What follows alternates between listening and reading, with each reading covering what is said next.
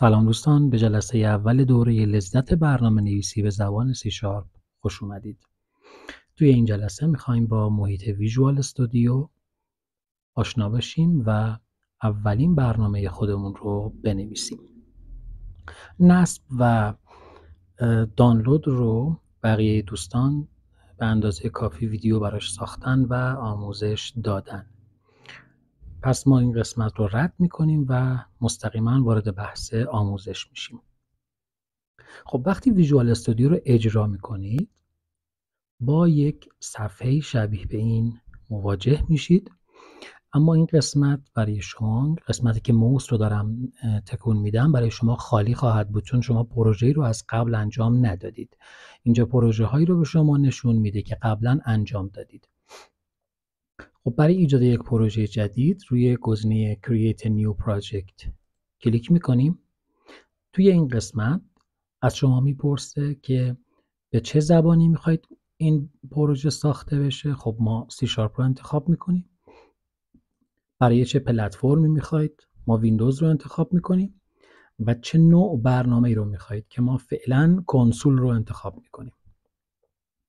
این قسمت برای شما خالیه، چون قالب‌های پروژه هایی که قبلا کار کردید رو اینجا برای شما آماده میکنه، ولی چون شما فعلا کاری انجام ندادید پس خالی خواهد بود. بعد از انتخاب قالبی که میخوایم کد نویسی رو انجام بدیم و انتخاب این قسمت کنسول اپلیکیشن .NET Framework، گزینه Next رو میزنیم و منتظر میمونیم که این صفحه برای شما باز بشه. تو این صفحه اسم پروژه رو باید تعیین کنید. خب من به اسم جلساتمون پروژه رو میذارم سشن 1. هر آدرسی که شما دوست داشته باشید میتونید انتخاب کنید و توی اون آدرس پروژه‌تون رو ایجاد کنید. اینجا یه تیک داره. اگه تیک رو بردارید به شما میگه که من یک پوشه به هر اسمی که اینجا دوست داشته باشید براتون میسازم و سولوشن رو توی اون قرار میدم و بقیه فایل های پروژه توی پوشه همنام با برنامه‌تون قرار میگیره. اما اگر این تیک رو بزنید هم سولوشن هم بقیه فایل ها توی یک پروژه و همنام قرار میگیرن که من ترجیح میدم همنام و در یک جا باشن. این قسمت هم شما میتونید فریمورک رو انتخاب کنید که با چه ورژنی از .NET فریمورک میخواید کار کنید و کد بنویسید. یعنی تارگت شما، سیستم مقصد، چه نسخه از .NET فریمورک رو باید روش نصب داشته باشه. من معمولا نسخه های بالا رو انتخاب میکنم که دسترسی من به همه ابزارها باز باشه. فرقی نمیکنه. شما با توجه به کاری که میخواید انجام بدید باید این نسخه رو انتخاب کنید. ممکنه ما پروژه رو نیاز باشه بنویسیم که از فریمورک 2، 3، 3.5 استفاده کنیم، یا ممکنه از آخرین فریمورک که مثلا در حال حاضر 4.8 هست استفاده بخوایم بکنیم. کرییت رو میزنیم و منتظر میشیم که ویژوال استودیو برای ما پروژه رو ایجاد کنه. خب صفحه‌ای که مشاهده می‌کنید صفحه‌ای که ویژوال استودیو برای ما هم پروژه رو ایجاد کرده، هم صفحه اصلی خود ویژوال استودیو هست. این قسمت بزرگ که من موس رو توش دارم تکون میدم قسمتی است که شما برنامه نویسیتون رو اینجا انجام میدید و در تقریبا توی بخش کنسول 90% 99% کاراتون اینجا انجام میشه. قسمت سمت راست یک سولوشن اکسپلورر داریم که تمام فایل های پروژه، دیپندنسی ها و تمام گزینه‌هایی که توی پروژه شما موجود هست رو به شما پوشه بندی و فایل هاش رو به شما دقیق نشون میده. خب مهمترین فایلی هم که ما باش کار داریم program.cs هست که کد اصلی شما توی اون قرار میگیره. این قسمت هم که پراپرتی یا خصوصیاتی هست که ما برای هر شیء یا فایل یا کامپوننتی که انتخاب کنیم اینجا تنظیماتش رو انجام میدیم که توی قسمت کنسول تقریبا آنچنان کاربردی نداره. قسمت بالای صفحه مثل همه نرم افزارهای مایکروسافت منو داره و منو هم خب زیر منوهایی مثل نیو، اوپن، سیو، کلوز و گزینه‌های دیگه مثل بخش ادیت که شما میتونید کپی، کات، سرچ، دوپلیکیت و کارهای دیگر رو انجام بدید. ما با همه این زیر منوها کار نمی کنیم و به فراخور پروژه‌ای که داریم می‌نویسیم و کاری که نیاز انجام بدیم از گزینه‌های این منوها و زیر گزینه‌هاشون استفاده خواهیم کرد. ولی بعضیاشون ممکنه که به کار ما نیاد. این قسمت یک نوار ابزار شما می‌بینید که ابزارهای پرکاربرد و ابزارهایی که برای اجرای برنامه نیاز دارید رو دم دست شما قرار میده. و حالا میریم سراغ قسمت اصلی، قسمت کدنویسی. این قسمت یه سری کدها نوشته شده. من فعلا اینا رو پاک میکنم.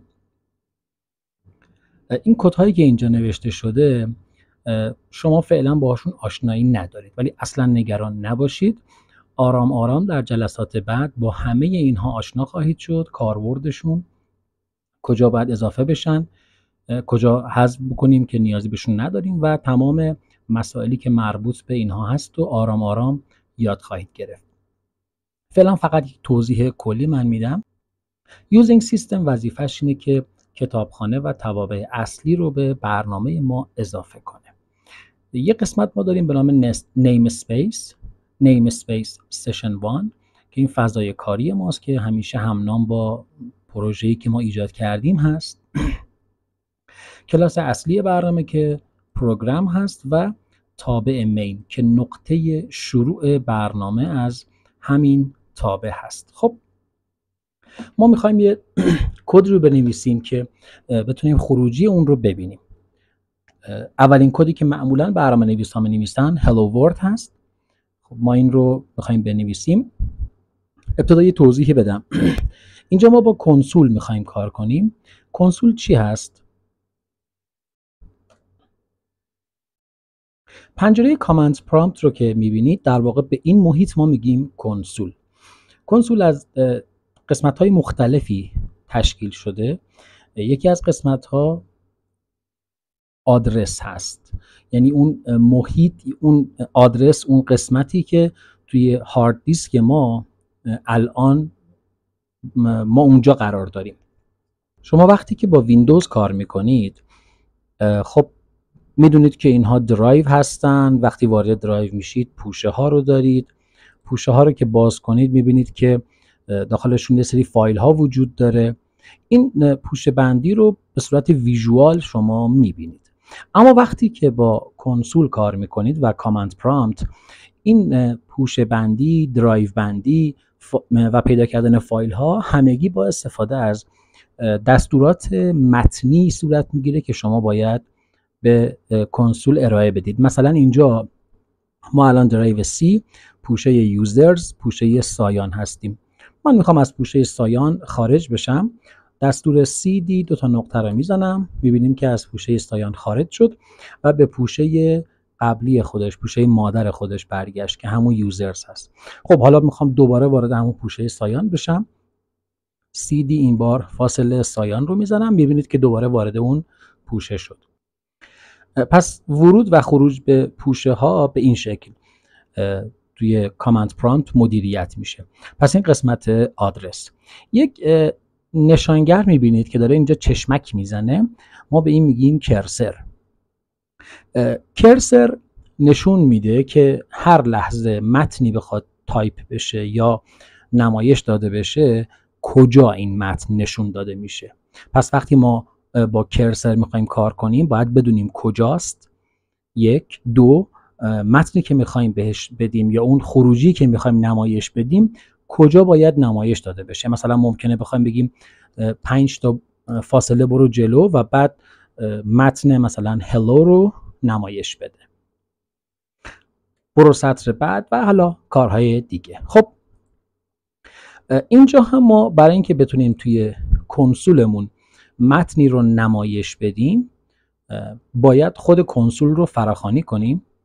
میگیم که کنسول.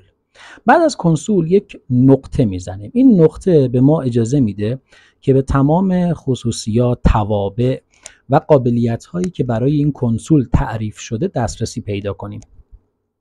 مثلا اینجا میبینید که ما میتونیم کنسول بیپ، این باعث میشه که یک بوق کوتاه برای ما زده بشه توی کنسول، کلیر مثلا برای پاک کردن و حالا کارهای دیگه. من فعلا میخوام یک متن رو چاپ کنم که 2 تا به ما تابع برای این کار داده شده، رایت و رایت لاین. فعلا من رایت لاین رو انتخاب میکنم، بعد اون وقت در قسمت‌های بعدی میبینیم که تفاوت اینها چیه، چجوری باید ازشون استفاده کرد و جزئیات بیشتری رو خواهیم دید. خب من میخوام به کنسول بگم که رایت لاین، یک متن یک خطی رو حداقل برای من نمایش بده. چطور این کار رو باید انجام بده؟ میگیم هر متنی که توی این پرانتز باز و بسته نوشته شده بود رو شما بیا به من نشون بده. چه چیزی میخوایم نشون بده؟ من میخوام بگم که hello world رو به من نشون بده. آخر تمامی دستورات توی سی شارپ حتما باید سمیکالن قرار بگیره. خب یک دستور دیگه من نیاز دارم. حالا این دستور رو می نویسم و بعد بهتون میگم که چه کاربردی داره. حالا من بعد از اینکه کنسول این متن رو نمایش داد، بهش میگم که کنسول منتظر خوندن یک کلید باش. چه کلیدی مهم نیست، هر کلیدی از کیبورد رو شما بزنید این میتونه اون کلید رو بخونه. خب میخوایم برنامه رو اجرا کنیم و خروجی این برنامه‌مون رو ببینیم. این بالا یه قسمتی هست که برای اجرای برنامه به کار میاد. استارت رو میزنیم. میتونیم از دکمه F5 هم به جای استارت استفاده کنیم. خب یه پنجره کنسول اومد. ببینید که متن هلو ورلد، چیزی که اینجا ما نوشته بودیم رو توی کنسول نمایش داد و کرسر از این انتهای نوشته به سطر بعد منتقل شده و منتظره که ما یک دکمه رو از کیبورد فشار بدیم. خب من یه اینتر میزنم و کنسول بسته میشه. خب حالا بریم ببینیم که آیا اگر این دستور رو من نداشته باشم چه اتفاقی میافته. من این دستور رو حذف میکنم و برنامه رو اجرا میکنم. خب ببینید که کنسول باز شد و به سرعت بسته شد. خب ما اینجا به کنسول فقط گفتیم که باز شو، اجرا شو و یک متنی رو نمایش بده که متن منم همین هست. این کار رو انجام میده و برنامه تموم میشه. در واقع هر چیزی که بین این دوتا آکولات باز و بسته که ما یک بلاک بهش میگیم، توی این بلوک یا بلاک نوشته شده رو اجرا میکنه و تمام. ما بهش نگفتیم که وقتی نمایش دادی منتظر باش. ما اون دستور قبلی رو که نوشته بودیم، این دستور باعث میشه که کنسول منتظر خواندن یک کلید حداقل از طرف ما بماند. خب این کمک میکنه که من خروجی رو بتونم ببینم. خب دوستان، ما اولین قسمت رو با هم به اتمام رسوندیم. ما تونستیم یک پروژه رو ایجاد کنیم، با محیط ویژوال استودیو به صورت ابتدایی آشنا شدیم. اولین برنامه خودمون رو نوشتیم و اجرا کردیم و 2 تا دستور رو ما اینجا دیدیم، رایت لاین و رید کی، و دیدیم که اگر یکی از دستورات که این دستور هست رو من حذف کنم چه اتفاقی میافته. تا جلسه بعد، خدا نگهدار.